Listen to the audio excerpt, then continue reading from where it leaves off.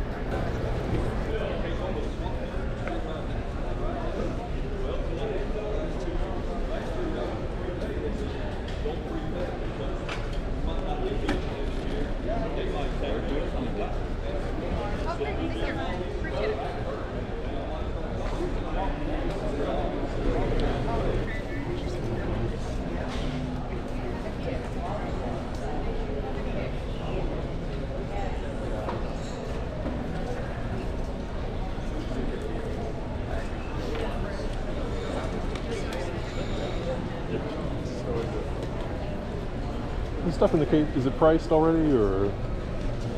I think you would have to price most of it, but do you have questions about anything specific? Well, there's a few little things here. Like, wasn't sure about these. I don't know if they're black hole or what those are. Black hole robots? We do $40 each. Okay. And how about there's a? This one I do 50 on this. Okay. There's a black hole. There's a Vincent down here. Portuguese one? Uh huh. 75. Okay. And how about the Centurions? $20. Okay. All right. Thank you. Sure. I can get back there and see what's back there. I would like to go if it is. Oh, wow. The same place as the one you had? That's what I thought. One St. Charles. And the other one is St. Louis. The one we went to last time, is that considered St. Louis or St. Charles? That's kind of St. Louis. Okay. That's it.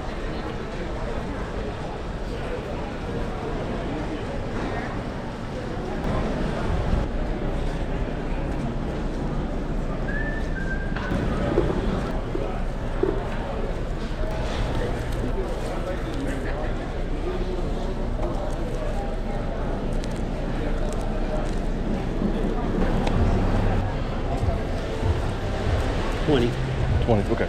That's a nice cover right there, I'm telling you. Mm-hmm. That ain't bad either.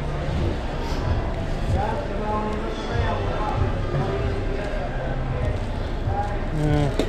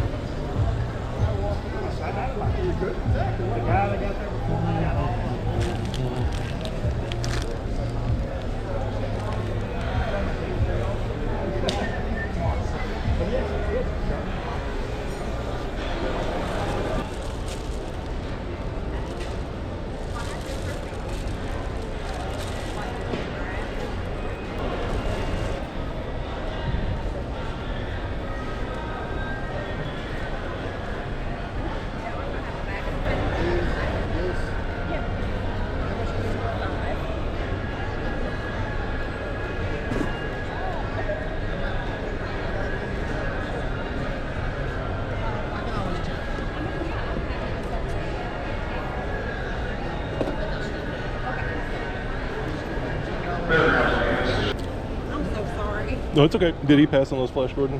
He did, yeah, How much? 15 each. 15 each, okay. I'll swing back by. Oh, here we go. Oh, He's got- he had some I was just curious, the Secret Wars stuff and the mask stuff. Since Man, on the mask, I definitely have to look up. The Secret Wars, I do like 5 each on them. okay, yeah, I'll do that for sure. That's how I started picking them up to collect them for Yeah. myself and Yeah, and changed out on it. I'll do that. And then what, the Flash Gordon were 15 a piece. There was a. Yeah, I got 15 on Beastman. I do 10 on Wing. Okay. So was 25 for the setup. 25, 40. 15. How's it going? Doing good. How are you doing? Good. These are all 3 each. And there's a Yeah, you hat can't- box on the floor. Can't beat that.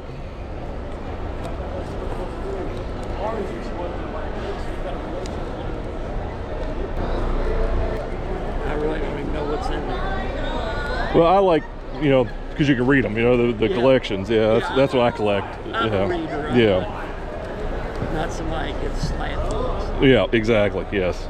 If I do, I trade them for something. Yeah. If I have it, I want to open it up and read it. Yeah.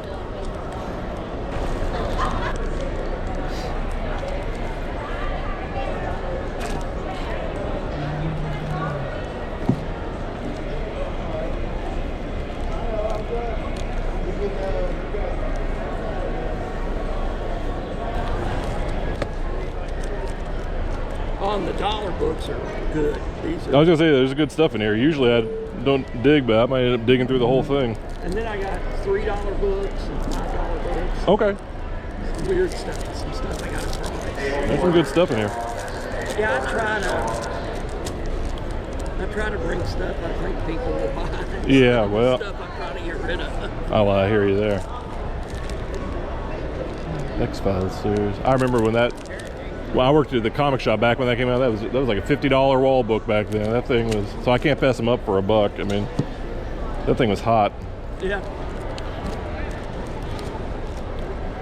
That and Gen 13. Whenever I find Gen 13s in the dollar box, I think I paid $60 for one back in whatever, 96 or 97 or whatever. So I see those, I buy I them. enjoyed reading Gen 13. I did too. Dad remembered he was probably about 8. I remember said his mom taking a chunk about that big out of his cat. She just pressed on it and it came out. And he didn't talk about it much, but he said that his platoon saw a lot of comic action. You interested in the little Joes? I got a whole bunch more in cases like that if you're Okay. looking at them. Gotcha. If you do, I get them out. They're in a box down there. Okie doke. Then How I much? then I got all those back here too. Yeah, on your card there. How much on the Care Bear, little guy? What about the price on it?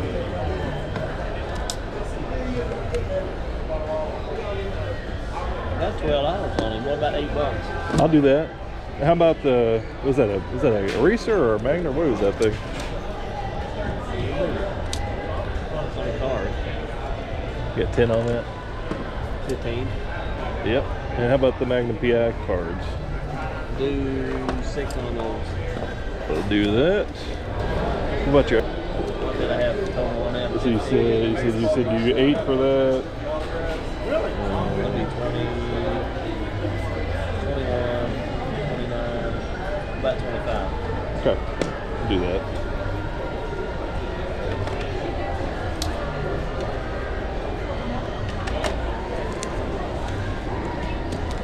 We have some more figures for these back there. Okay.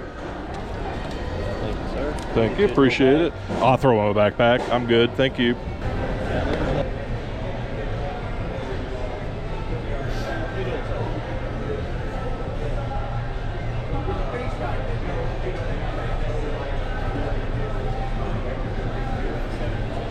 All right. Thanks, sir. Appreciate it. I'll see you at the G.I. Joe show. I'll be there. Yep.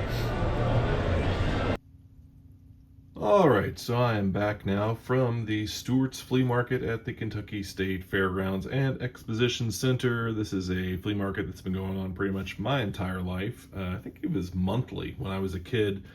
Now it's mostly just the big holiday weekend, so Memorial Day, Labor Day, etc. They'll do it, I don't know, 4 or 5 times a year. So I went out on Friday morning when they opened to see if I could find anything, and there were several toy guys there, but most of them, and there were some people who had some really nice stuff, but they were asking pretty much close to market value or over market value. And while I totally respect that, that's not really what I'm looking for. I'm looking for cheap junk. So what did we find? Well, the first purchase of the day, got some Secret Wars figures for $5 a piece. Got a Wolverine and the Magneto and best is the black suit Spider-Man. Now the thing is, they were only $5 a piece, which is about right because, as you can see, they've had some issues here. Spidey tangled with Beyonder, his head's all messed up. And there are no accessories. So Secret Wars figures are not hard to find, but for $5, I really can't leave them behind, especially a black Spidey. This has gotten to be a pretty desirable figure in nice shape. So for $5, I'll take him and set him on a shelf somewhere with his brothers. So yeah, with Secret Wars, I'm kind of a no man left behind type guy. So for $5, had to grab them. And at that same booth, I did pick up a couple of the Flash Gordon figures. I had this entire line when I was a kid, so I have some affection for it. I didn't know anything about Flash Gordon when I was a kid. The movie hadn't come out yet, and the comics, were not really a going concern. But as I got older, I gained an appreciation for, the serials and the old comics. But this figure line I have a lot of love for. So these are pretty beat up, and frankly, I overpaid. I think I paid $15 for him and $10 for him, and there's no accessories or anything, but I just couldn't leave them sitting there. This is a line I would really like to get complete on card at some point, and they are not crazy expensive. The guy with the hawk wings, Voltac, something like that, he's pricey. The rest, you can get them on card probably for $50 or $60. So not an expensive line, one that I'll put together one day, but in the meantime, these guys will sit on a shelf somewhere, and I'll just be happy to look at them. All right, the next purchase of the day was Teehee and Shamon. It's Michael Jackson. This is the Michael Jackson doll. There were several of these from LJN right there. I had one when I was a kid. I think I had the one in the red and black Thriller outfit. But this is the American Music Awards outfit. And there he is in all of his glory. We try to shy away from the more problematic aspects of Michael Jackson and just enjoy the toy aspects of Michael Jackson. But for like $30, well, maybe 35 is what I paid. But he's in box. Box is in decent shape. It's got a little crush there. But yeah, that's definitely some nostalgia there for me for sure. And last up, I got this stuff. I think it's Puckett's Toys. He's always set up at the Kentucky G.I. Joe show, and I've bought a lot of stuff from him on and off over the years, but I did get a couple of Care Bears pieces. Still love the Care Bears. $12, but he gave me a deal on him. So we did not pay anywhere near $12 for him. So in good shape, the baby bear there. Really cute. And along with it, we got this piece right here. Love a Lot Bear, a little figurine. Love the Care Bears. Even when I was a kid, I loved G.I. Joe and Transformers and He-Man, but I did love Care Bears and Rainbow Bright and Strawberry Shortcake. Pretty much anything colorful I was a sucker for. And again, $15, he gave me a much better deal than that. And finally, from that same booth, we picked up a pack of Magnum PI cards. That's right. Open it up and see if you can pull the rare Higgins or TC reverse double chrome foil autograph card. And it does still have the gum in there. Some folks want me to open this up, so maybe we'll do a ridiculous pack breaking video where we open this up and see what sort of treasure we have inside. But this is, for me, the summer of Magnum PI, so couldn't turn down Thomas Magnum right there in trading card form. All right, so I actually didn't buy a lot of toys, but I did buy a lot of cheap comics. I have been a comic guy even longer than I've been a toy guy, and I don't really collect singles that much anymore. I sold nearly all of my singles in favor of collected editions. I love hardcovers and trades and have for a long time, and at a certain point, I liked seeing a collection on a shelf where I could pull it off and read it whenever I want a lot more than I liked having white boxes of comics that I never open or look at all. So I still have some runs that haven't been collected yet and some sentimental favorites and stuff like that, but I've kind of gotten away from the dollar books except for stuff that I put in my comic racks and stuff that I think are good buys that I just couldn't deny. So there was one gentleman set up at the flea market this weekend who had a great selection of dollar boxes, and I found myself digging in, and pretty soon I couldn't stop. So he had a box of trades and hardcovers. They were $3 a piece. I started there. Just got some reading stuff. I've heard Lazarus is really great. Haven't read it. I do like Greg Rucka, so I'm gonna check that out. Deadly Class. This one is like a TV cover, but Rick Remender, always good, so I'm gonna check that out. Fear Agent, also Remender. Gonna read that. Morning Glories. This is one I read digitally when it started, and I never finished it, so I did enjoy it, so I'm looking forward to revisiting that. Here's another Lazarus book. This is a source book, and you can't turn down Simpsons.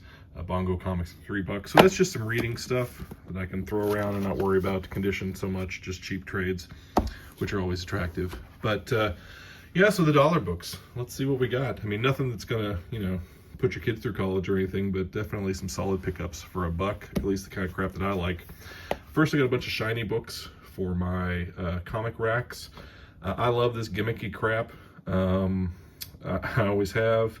No real value except just the fun of having it. So here's your lenticular Superman book. Here's a Uncanny X-Men 200, classic Trial of Magneto with his cool purple outfit. This had a little heat on it for a second because of that X-Men 97 cartoon. This is just a reader copy. Throw it in my shelf. X-Men 25. This was when Magneto ripped out Wolverine's adamantium, I guess, or I think that was in Wolverine 75. Anyways, hologram. Who doesn't like it? God bless it. It's a beautiful thing. Holograms, folks. Holograms. Alpha Flight 1. John Byrne. Again, just a reader copy. Throw in my comic rack. I am an unapologetic lover of Superman's ridiculous, stupid-looking blue costume. I love this era for some reason. And this is a glow-in-the-dark cover.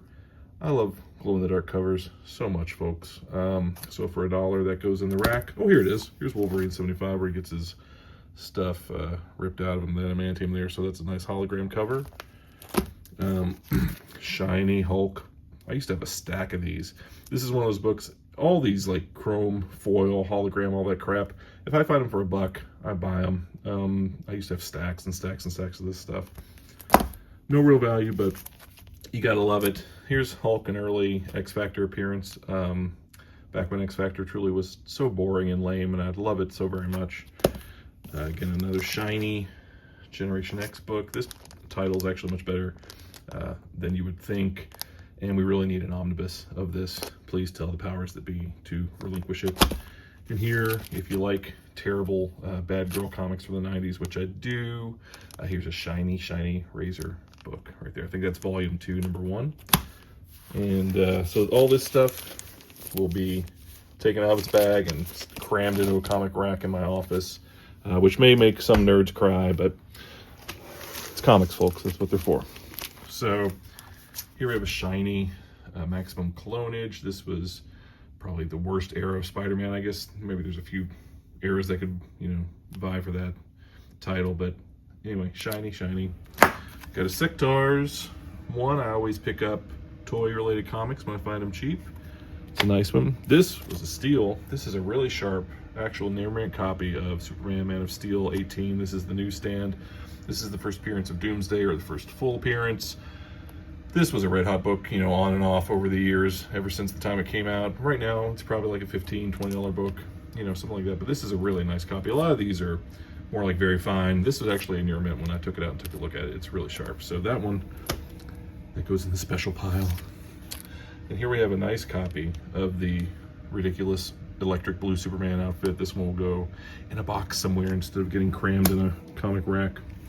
Here we got some beautiful Jack Kirby, Fourth World, Jimmy Olsen books.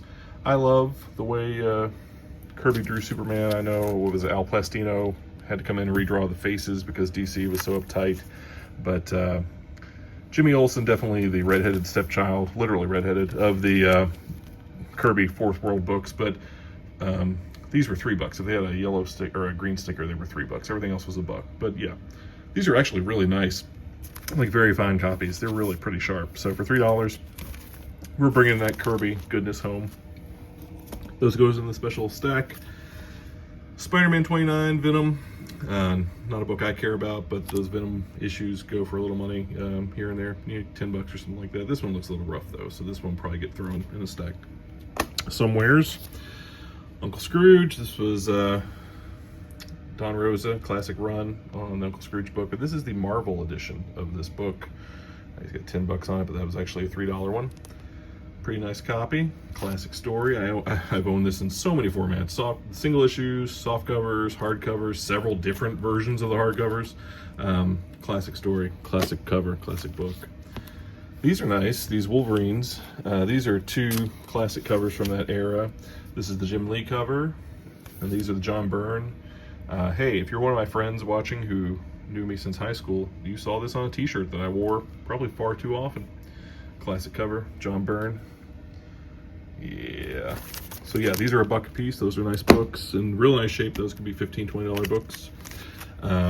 More ridiculous 90s nonsense, these die cut covers, these Wolverine books. These are pretty nice shape. Thing here, this is a direct cover, and that's a newsstand. For people who care about newsstands, I don't so much, because I think it's used to hype things that aren't really actually rare. But yeah, still, if you care about such things, there's a newsstand. And that was $1 for both of them. If there were 2 books in the bag, he just gave it to me for $1. So yeah, 2 nice books for $1 there. Wonder Woman gets a lot of bondage covers, but not a whole lot of skeleton bondage covers.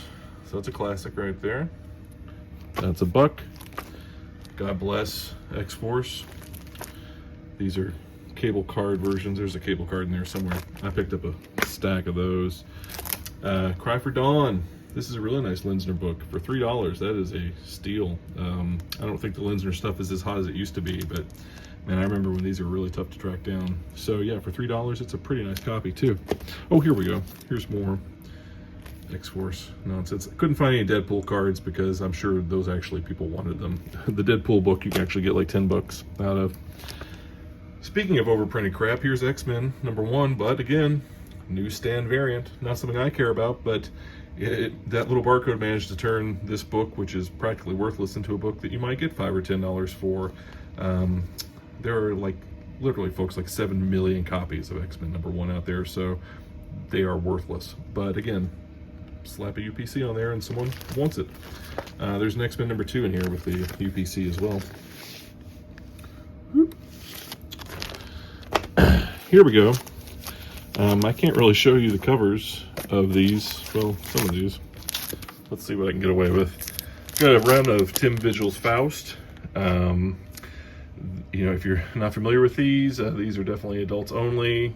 I actually kind of love Faust. It's really kind of cruddy early on, and then eventually Vigil's artwork, I think it really gets pretty good. You know, this was the book for people who thought Spawn was for wimps, which it is. But yeah, this is hardcore violence, sex. Try to make sure, yeah, I can show you that one. I can show you that one. I don't know if I can show you that one. Definitely cannot show you this one. No one should see this one. This one back here, this might actually put your mortal soul in danger, so we won't show you that one. This one, gonna cover a nipple there. This one, nothing X-rated on there. Okay, well, we're just not gonna take any more chances with that, but trust me, for $3 a piece, Faust, worth picking up. And oddly enough, I think those are gonna go in my collection. Here's some stuff. This is one of my favorite issues. This is appearance of David Letterman in the Avengers. This is another one that if it's $1, I buy it, no matter what. Did get some really nice picture frames. So I, at one time, was collecting or trying to put together a complete set of the 1972 Marvel picture frame covers, which is these covers with this frame around them. Marvel did this to sort of introduce like a 3D element, you know, the way that the characters would break that frame. Gil Kane did most of the covers on these, and they went through the entire line of the Marvel line in '72. And oddly enough, the ones that are hard to find are like the kid titles, like Chili and Little Kids and Little Folks or whatever it was called. They're really tough in grade. You're not going to have trouble finding high grade Avengers or Spider-Man or any of that stuff, but the weird ones are tough in grade. So eventually I gave up. That was like 20 years ago. But anyways, I'm kind of back on my BS right now. You know, I find them, you know, I've been picking them up. So for $3, nice Gil Kane covers on those picture frames. Red Wolf, yeah, cool. We do love that stuff. Lois Lane, bondage cover. Lois Lane gets tied up even more than Wonder Woman. Who knows why? Definitely not because comic artists are repressed perverts. Here's Batman with a glow-in-the-dark cover. Again, we love our glow-in-the-dark stuff. Oh, here we go. Here's more picture frames of Westerns. You got Rawhide Kid. This was nice. These Warlocks are nice. Again, you know, it was marked $12. Got them for $3. And they're okay. I mean, these are like very fine copies. Which anymore, you know, I did the slabbing thing for 20 years and I kind of got sick of it. CGC went down the crapper. And I just like having the books, so it's much easier when you kind of get over trying to get 9.8s on everything and you just want nice copies for your collection. So yeah, real nice picture frames there. What's this? More picture frames. Oh my goodness. Rawhide Kid. Nice picture frame covers there. Love these black covers. Beautiful. Oh, Lois getting tied up again, this time with the snake.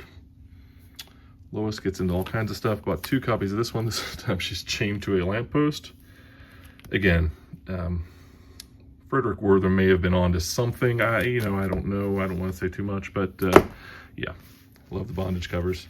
But I am a pervert. Here we have Wonder Woman, Bolland, classic Bolland stuff. That Bolland cover run is one of the best of all time. I had a complete set at one time, sold them, wish I hadn't. So when you find them for $1, you got to buy them.